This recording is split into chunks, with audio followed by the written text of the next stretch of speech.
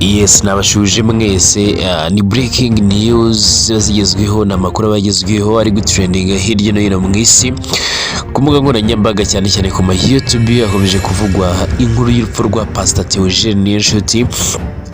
Mwakomeje kumva yuko yari ari kumwe n'abantu bagera kuri 4 batatu bagahita bitaba Imana, umwe akaza kujya muri koma.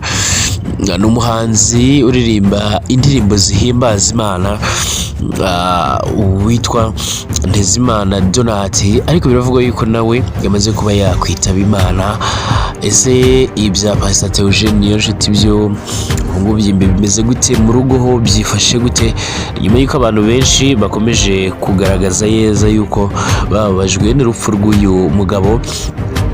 Uyu mugabo uri mu bantu bari bakunzwe cyane, uri mu bantu bari bamaze kugira izina rikomeye cyane, akaba yakoraga umurimo w'Imana mu itorero rya ADPR hariya ku Muhima.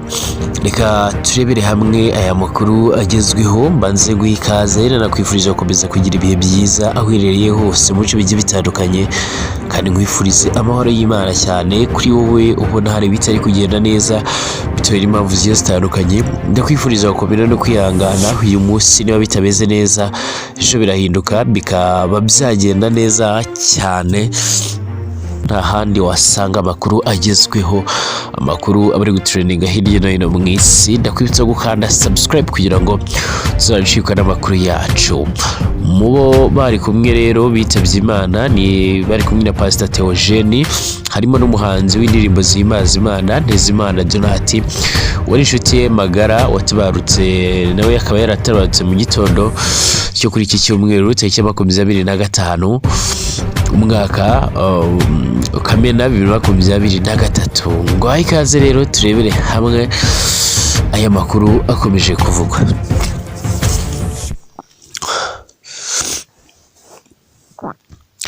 Pastor Theogene Niyonshuti wamenyekanye nk'inzahuke yakoze impanuka yanamuhitanye mu ijoro ryo kwa 22 bishyira kwa 23 Kanama 2023.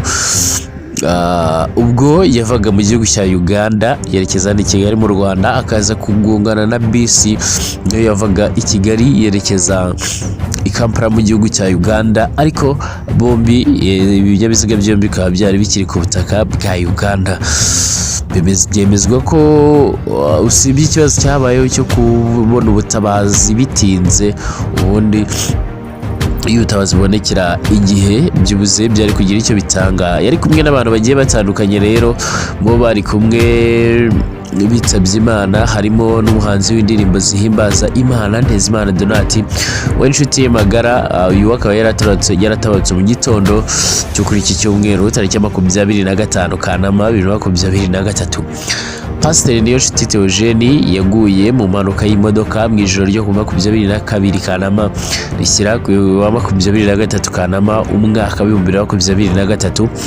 Abo bari kumwe harimo umuhanzi Donati warokotse impanuka akajya kuvuzwa ari muri koma, ariko muri iki gitondo inkuru ikaba yabaye kimomoko yashizemo umwuka. Pastor Niyonshuti Theogene rero yari umushumba muri paruwasi ya ADPR Kamuhoza mu itorero rya Muhima. Ivugabutumwa rya nyuma ryagutse yarigaragayemo ku itariki ya 17 Kamena 2023. ni igiterane yatumiwemo cyiswe In His Dwelling, bisobanuye mu buturo bwe, cyahuriranye no kwizihiza isabukuru y'imyaka 5 ya Zone Temple Ntarama. Zone Temple akaba ari urusengero rwa Pastor Apotre Gitwaza. Ubusanzwe uyu mugabo avuka mu muryango ukomeye, ariko nyuma ya jenoside yabayeho mu buzima bugoye bwatumye ayoboka inzira yo kwicira inshuro, harimo no kuba ku muhanda nk'uko benshi bagiye bagaruka ku buhamya bwe. Benshi bakaba banamukundiraga uburyo yari afite ubuhamya bukomeye, ariko kandi uburyo yanigishaga byafashaga benshi, cyane cyane harimo n'urubyiruko, yemwe nabo ku muhanda cyangwa se aba bana bibera ku muhanda bamufataga nk'inshuti ye ikomeye. muri ubwo buzima rero yanyuzemo yaratunzwe no gukora mu kinamba, ndetse uharangaraga ngo yabashaka ko yanamukora mu mufuka, yasangaga amutwaye umuzigo wenyine warangaraga.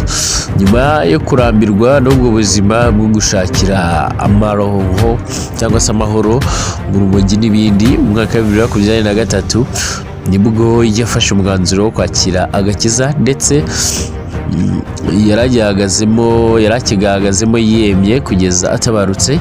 Nyuma yo kwimarira mu gakiza yasubiye ku muhanda, akorayo bamwe mu bo yahasize, abahindurira ubuzima, bamwe abafasha kwiga imyuga, abandi abafata nk'abana be muri rusange. Urupfu rwa nyakwigendera Pastor Theogene Niyonshuti rwamenyekanye mu Rwanda hose, ruca igikuba kubera uburyo yigishaga akanasetsa ababaga bakurikiye ibyigisho bye. Yari mu rugendo ava muri Uganda agana mu Rwanda, aho imodoka yari arimo yagonzwe n'ikamyo mu birometero nka 4 hafi y'umupaka wa Gatuna. Mu bo bari kumwe bitabye Imana harimo n'umuhanzi w'indirimbo zihimbaza Imana rero Ndazimana Donati, wari inshuti ye magara. Ikiriyo kiri kubera mu rugo kwa Pasiteri Niyonshuti Theogene kirakomeje. Umunsi nyirizina wo kumuherekeza ni kuwa gatatu tariki ya 28 Kanama 2023 saa 5 za mu gitondo, nibwo azasezerwaho,